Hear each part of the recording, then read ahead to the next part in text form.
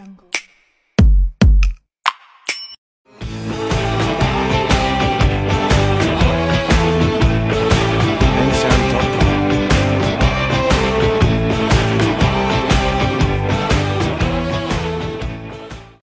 A few moments later.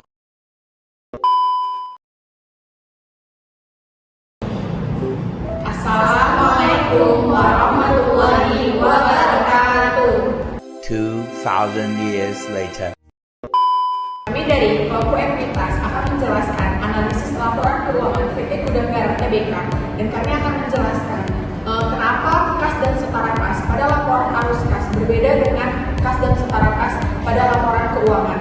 Sebelum kami presentasikan hasil analisis kami, alangkah baiknya kami akan memperkenalkan diri. Saya Adinda Ramadhania dengan NPM 2105170168, dan teman saya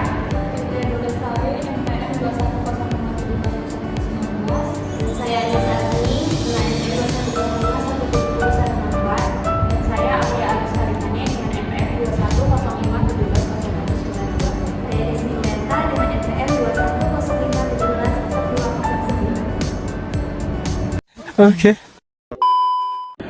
Baiklah, selanjutnya saya akan menjelaskan profil dari PT Gudang Garam Tbk. PT Gudang Garam Tbk ini merupakan perusahaan yang bergerak di bidang manufaktur yang didirikan pada tanggal 26 Juni tahun 1958 oleh Surya Wonowijojo yang berlokasi di Kediri, Jawa Timur. Perusahaan ini merupakan produsen rokok kretek terkemuka di Indonesia yang mencatatkan saham perdana di Bursa Efek Indonesia pada tahun 1990. Menghasilkan berbagai jenis rokok kretek termasuk jenis rendah, tar, dan nikotin atau LTN. Setara produk tradisional sigaret kretek tangan. Kantor pusat Gudang Garam berlokasi di Jalan Kediri, Jawa Timur. PT Gudang Garam Tbk telah berkembang pesat sejak tahun 1958 dan menjadi salah satu pabrik rokok terbesar di Indonesia. Selain menjadi pilihan utama pencinta kretek di tanah air, Gudang Garam juga telah melebarkan sayapnya hingga ke Malaysia, Brunei, dan Jepang. laporan arus kas PT Gudang Garam Tbk yang pertama itu ada dari arus kas aktivitas operasi. Ini dia. Itu seperti penerimaan kas dari pelanggan, pembayaran kas kepada pemasok, pembayaran untuk beban usaha, dan lain-lain.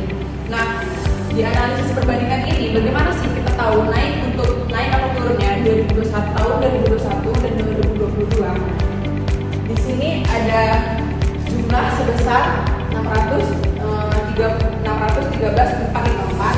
Ini didapat dari tahun 2022 dikurang 2021. Kemudian persennya ini didapat dari hasil pengurangan penerimaan kas dari pelanggan tahun 2022 dan dikurang tahun 2021 dibagi tahun 2021-nya dikali 100%, maka dapatlah hasil ini. Setelah kita mengetahui semua analisis perbandingan ini, maka didapatlah kas bersih dari aktivitas operasi senilai segini, dan persennya itu 45,31%, yang artinya ini meningkat, dan rasionya itu 1,85. Selanjutnya arus kas dari aktivitas pendanaan ini, dan bisa kita lihat berdasarkan analisis perbandingan ini, hasil kas bersih untuk aktivitas pendanaan itu sebesar mengalami penurunan sebesar 3.120.774, dengan persennya itu 211,63%, dan rasionya 3,12. Di bawah sini ada kas dan setara kas awal tahun, kas dan setara kas akhir tahun. Nah, bagaimana penghasilan ini semua?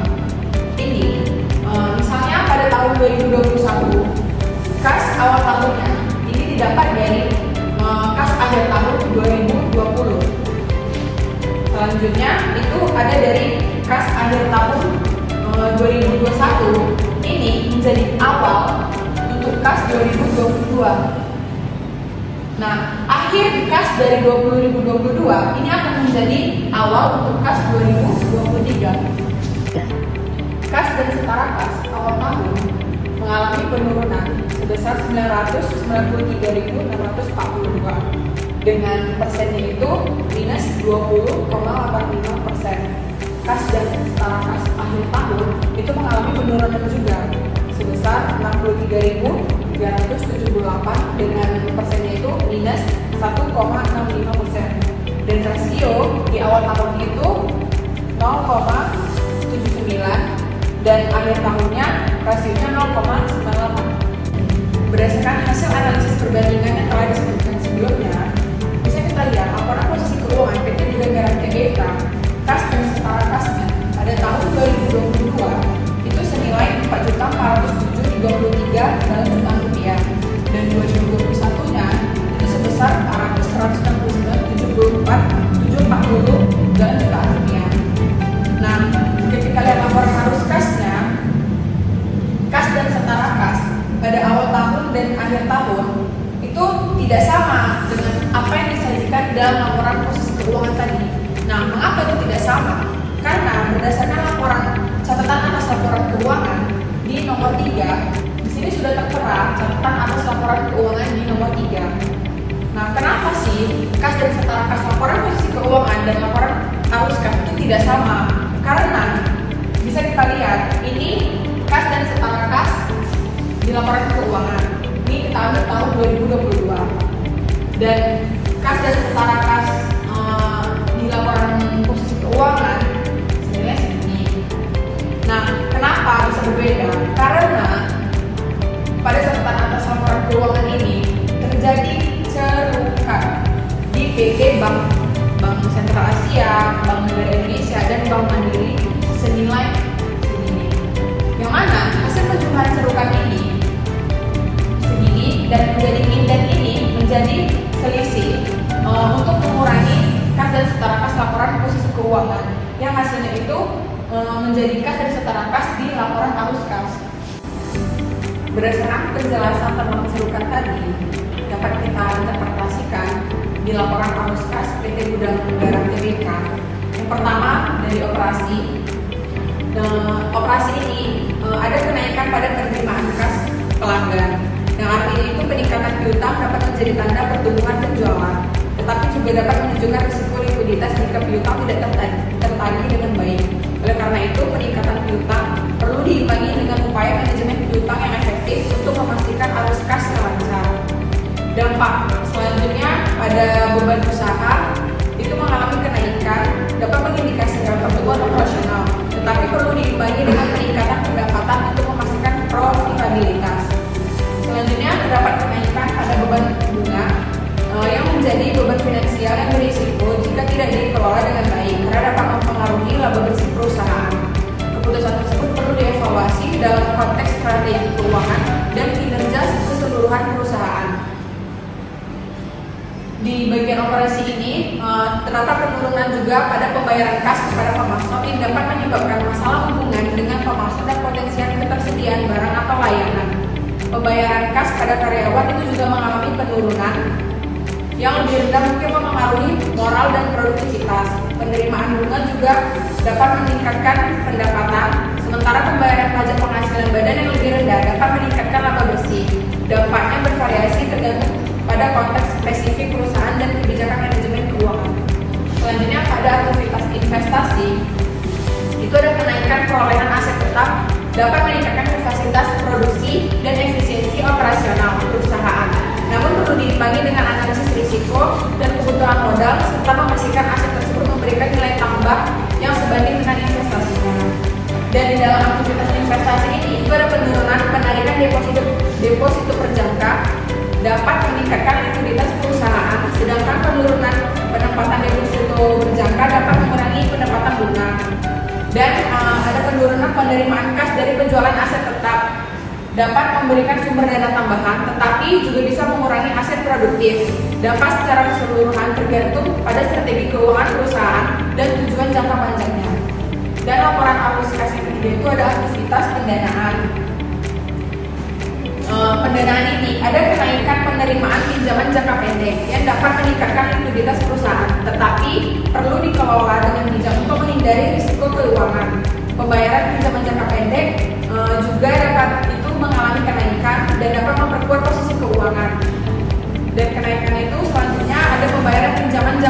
juga dapat mengurangi beban bunga jangka panjang, meningkatkan profitabilitas, dan meningkatkan ketahanan keuangan perusahaan yang dampaknya tergantung pada kebijakan keuangan dan strategi manajemen risiko keuangan. Dari pendanaan ini juga terdapat penurunan pembayaran dividen yang dapat meningkatkan likuiditas perusahaan, memberikan lebih banyak dana untuk investasi pengurangan hutang atau kebutuhan keuangan lainnya. Namun, hal ini juga dapat mempengaruhi persepsi investor dan nilai saham jika dividen dianggap sebagai sumber pendapatan yang signifikan. Dampaknya bergantung pada konteks keuangan perusahaan dan tujuan manajemen. Nah, dari cerukan yang 3 bank tadi, pertanyaannya cerukan itu apa sih? Cerukan adalah perpanjangan kredit dari lembaga keuangan yang diberikan ketika akun mencapai 0. Cerukan memungkinkan pemegang rekening untuk terus menarik uang, bahkan ketika rekening tidak memiliki dana di dalamnya atau tidak memiliki dana yang cukup. Ini terdapat pengertian cerukan. Baiklah, selanjutnya saya akan menjelaskan mengenai analisa laporan keuangan, yaitu analisa laporan posisi keuangan dengan analisa perbandingan. Pada analisa laporan posisi keuangan, kita tahu di dalamnya terdapat aktiva sama dengan pasifa. Aktiva sendiri terdiri dari aset lancar dan aset tidak lancar. Kemudian pasifa sendiri terdiri atas utang serta modal. Pertama, di aset kita akan menjelaskan mengenai total aset lancar. Di sini terdapat penurunan sebesar minus 6,52%, di mana minus menandakan artinya penurunan. Kemudian di rasio adanya perbandingannya yaitu sebesar 0,93%. Kemudian kita masuk ke total aset tidak lancar. Di sini di total aset tidak lancar, kita lihat di tahun 2022 ini mengalami kenaikan sebesar 8,04%. Di sini nilainya positif, berarti menandakan terjadinya kenaikan. Kemudian di rasionya ini mengalami rasio atau perbandingannya sebesar 1,08. Dan kita masuk ke total aset, di mana di total aset terdapat total dari aset lancar dan aset tidak lancar. Total aset sendiri di tahun 2022 dia mengalami penurunan sebesar minus 0,156. Minus sendiri mengalami penurunan dengan rasio 0,98.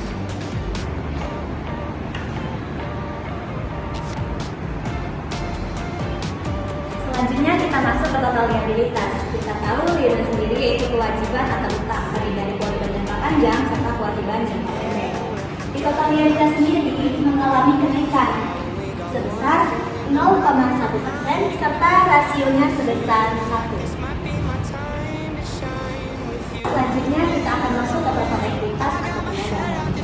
Ini total ekuitas di tahun 2022 mengalami penurunan sebesar minus 2,42%.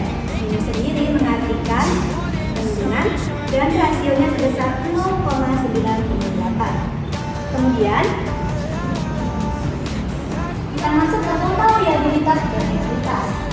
Di sini di tahun 2022 mengalami penurunan sebesar minus 1,56%. Minus sendiri artinya mengalami penurunan dengan rasio 0,98.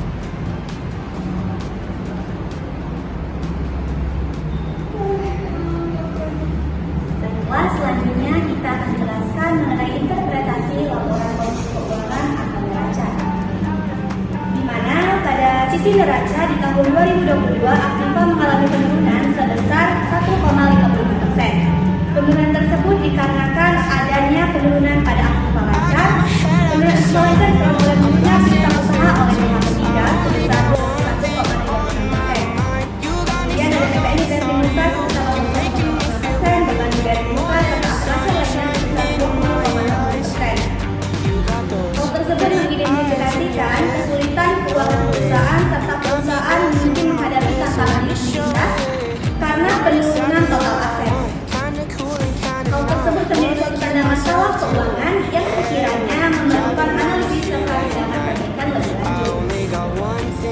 Pada sisi neraca di tahun 2022, utang mengalami kenaikan sebesar 0,1%, tetapi modal perusahaan dan total dari utang dan modal mengalami penurunan sebesar 0,42% dan 1,52%. Kenaikan utang disebabkan oleh meningkatnya utang-utang jangka pendek, kemudian adanya utang pajak, PPN, cukai, dan lain sebagainya, serta pada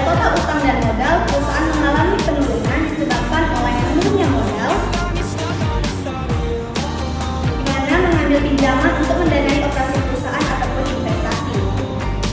Perusahaan harus memperhatikan peningkatan utang dapat dikelola dengan baik apakah perusahaan akan mampu membayar utangnya atau tidak ke depannya.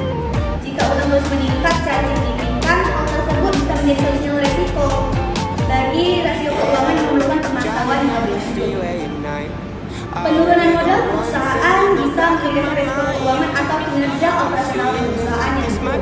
Hal ini menunjukkan kesulitan dan pembiayaan atau investasi sehingga memerlukan analisis yang lebih mendalam serta kita identifikasi nih penyebabnya dan mungkin memerlukan tindakan perbaikan seperti restrukturisasi keuangan atau efisiensi dari operasional perusahaan.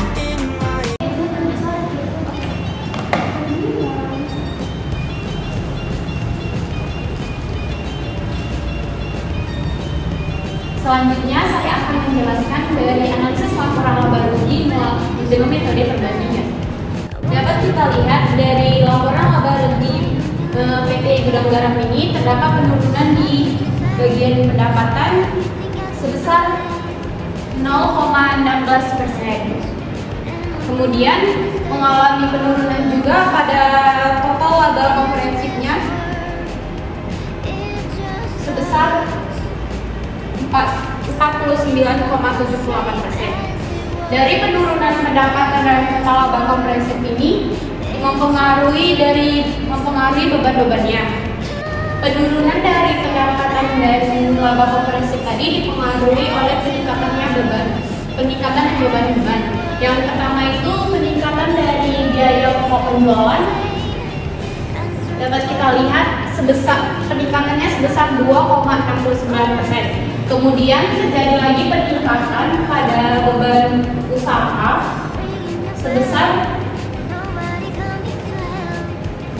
2,31%. Kemudian terjadi lagi peningkatan pada beban bunga dengan peningkatannya sebesar 250,25%. Hal itulah yang terjadi pada laporan laba rugi dan di mana pendapatan dan laba komprehensifnya mengalami penurunan disebabkan oleh beban-beban itu. Selanjutnya saya akan menjelaskan interpretasi dari laporan laba rugi. Pada interpretasi ini, pada sisi laba rugi perusahaan PT Gudang Garam pada tahun 2022 pendapatan yang laba komprehensif mengalami penurunan sebesar 0,16% dan 49,78%. Laba menurun dikarenakan meningkatnya beban-beban operasional seperti beban pokok penjualan sebesar 2,69%, beban usaha sebesar 2,31%, serta beban bunga sebesar 250%. Hal ini menunjukkan bahwa perusahaan kurang dapat memanfaatkan perluasan usaha yang telah dilakukan, kurang efisiensinya operasional perusahaan, serta kinerja operasional yang menurun sehingga mempengaruhi penurunan laba dan efisiensi operasional perusahaan.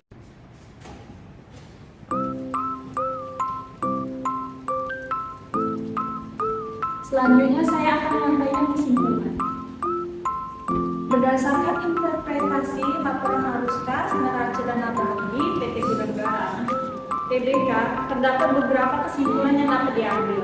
Kesimpulan itu, meskipun terdapat kenaikan pada penerimaan kas dari pelanggan, penurunan pada pembayaran kas kepada pemasok dan karyawan serta pembayaran pajak penghasilan badan menunjukkan adanya peningkatan efisien pada operasional perusahaan. Yang kedua, arus kas dari aktivitas investasi.